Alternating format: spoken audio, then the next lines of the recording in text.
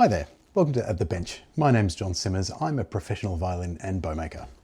In today's video, I'm going to show you a couple of projects I'm about to start. I usually work by chunks. I finish a whole heap of work off and then I'll take on 2 or 3 instruments to work on at a time. That fills in all the gaps because you work on one, put it aside to work on another one, so you kind of need to have more than one job on the go. We'll talk a bit about what those jobs are, and then I want to have a bit of a chat about the state of the violin trade in Australia and its future, which is not very positive looking in my mind, and I'm certainly having a lot of discussions with string players and teacher friends about the future of having your instrument repaired. Just been down at an AUSTA conference, Australian Strings Association, down in Sydney, and I had quite a few discussions with people about this topic. It seems to be on people's minds. So I've definitely got some ideas about how and why we ended up where we are. So the first project that I'm going to talk about today is this little violin here. It's a 3/4 size violin. It was made by a very fine Australian violin maker in 1996. The front is offered at the moment because it has a soundpost crack. And I ended up with this violin after it got damaged in transit. Someone sent it to me, it got damaged, there was insurance claim involved. In the end of the mashup of all of this, I ended up with the damaged instrument because I really wanted it. It's nice, and my plan is not to sell it, but to lend it or hire it out to an up-and-coming string player that needs a really good 3/4 size instrument. Most people don't want to buy an expensive 3/4 size violin for their child because they're not going to be on it forever. Once you get to full size, that's a different kettle of fish. So I'm going to repair this soundpost crack. I was thinking to do it simply and not to fit a patch, just to repair the cracks, put some cleats on there, and finish it like that. It's really all it needs. Once that's done, it can be set up and made playable. But I've decided you really need to do things properly. So even though I'm not going to sell the violin, that was my thinking. Well, I'm not even going to sell it, so I don't need to put a patch in it. If I was going to sell it, I would definitely put a patch in it, but my plan wasn't to sell it. So no patch, to save a bit of time. However, as with all things, it's best to do the right thing and to do the job properly. I bought some plaster casting materials recently. I bought some fresh plaster and other bits and pieces I need to make casts because I just finished a repair on a violin where I did a soundpost patch. So it's not going to be too hard for me to do that. It's just a couple of weeks waiting for the plaster to dry before I can fit the patch. So at the moment, I'm just gluing the cracks. The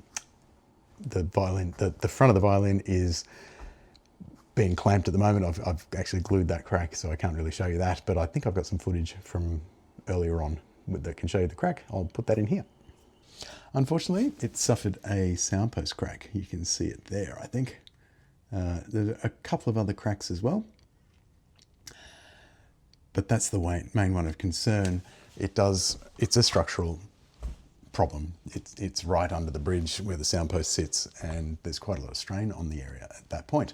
So today I did want to briefly touch on, and I will actually keep this pretty brief, touch on the future of the violin trade in Australia and in Brisbane. There's been quite a few people have left the trade in recent years due to retirement, people in their 70s just not really terribly interested in doing this anymore, and people have passed away.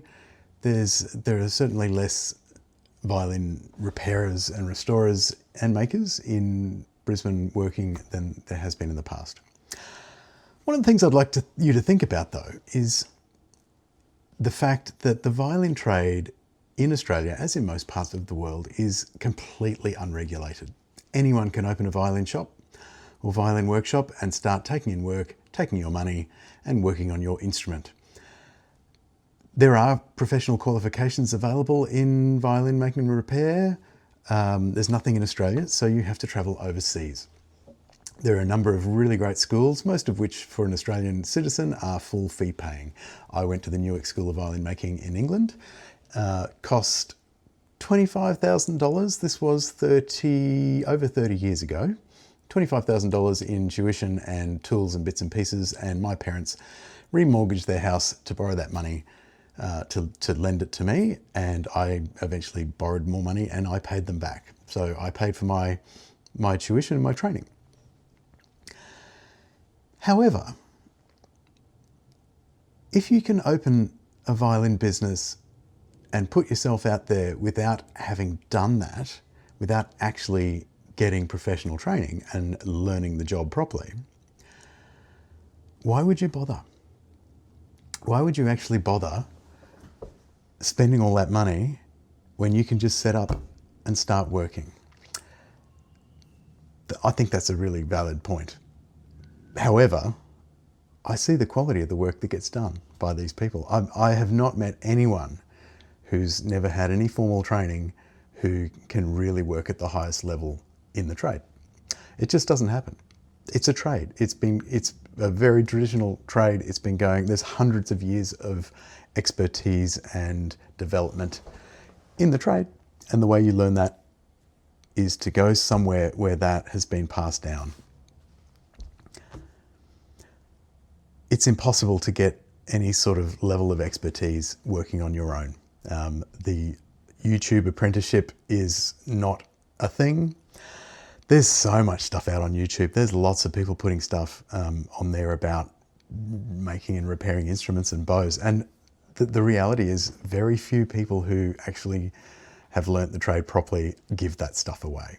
Not much of what you see on YouTube or on the internet or Facebook or Instagram is actually real. So if you try and learn that way, you won't get anywhere, especially if you don't know how to judge the difference between what's genuine and what's not.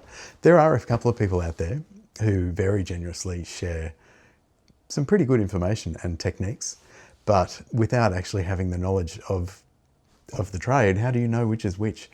It's impossible. So anyway, I'm just going to leave that there.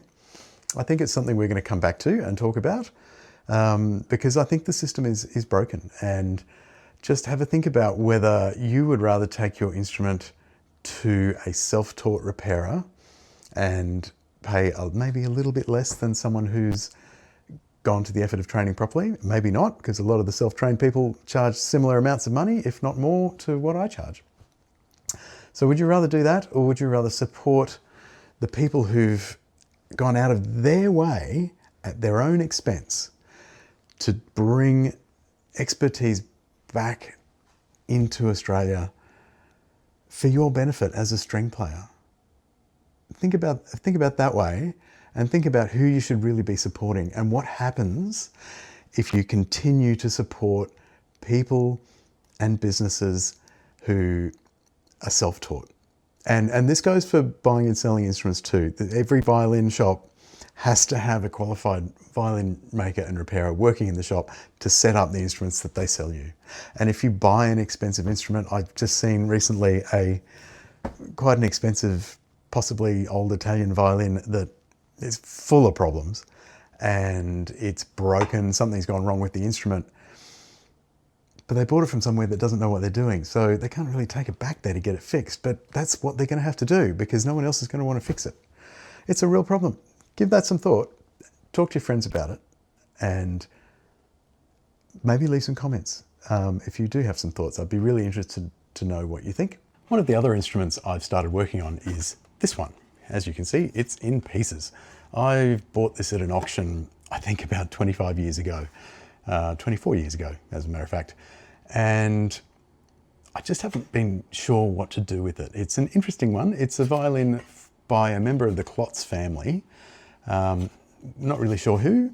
It's definitely a member of the Klotz family. The auction house sold it with a description of by a member of the Klotz family. And it's very obvious that it is. It's just we don't quite know which one.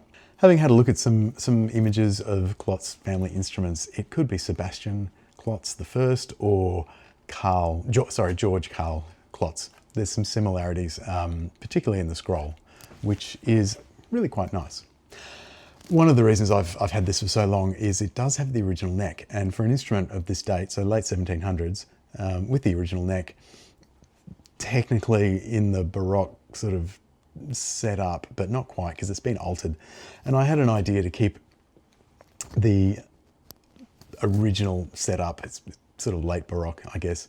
But I've come to the conclusion that it's had so many alterations to sort of modernise it without grafting the neck. I think I'm just going to make it into a modern setup. It should work really well. The instrument has been very well played. Here's the front. The other side of it's in a bit of a state. Former employee of mine did some work on it, and that's kind of where it stopped. There's lots of cleaned cracks that need sorting out. But it's had a lot of use over the years, so that's always a really good sign when you can't play an instrument. It probably sounds pretty good. So I just thought something I wanted to add to what I just said about the violin trade in Australia and it being unregulated and the cost of training, etc. And I know a lot of people would be quite upset about what I've just said to you, but I'm more than happy to accept that. I think that what I've put forward is absolutely correct, and I'm willing to put my neck out. I'm a pretty senior member of the violin trade in Australia. I don't think my credentials, qualifications, experience can really be questioned. So I think if anyone's got the ability to say these things, I think I have. I don't think I can be argued with too much. I share these thoughts with my other professional colleagues in the country, and we all pretty much think the same way. So anyway, until next time, that's all. So anyway, that's it at the bench for this week. Sorry to bore you with all that stuff, but I do think it's really important. Hopefully you will come back again another time and see what I'm up to. Like, subscribe, share. If you think there's anyone who might be interested in this content, let them know. Thanks for watching. See you here next time.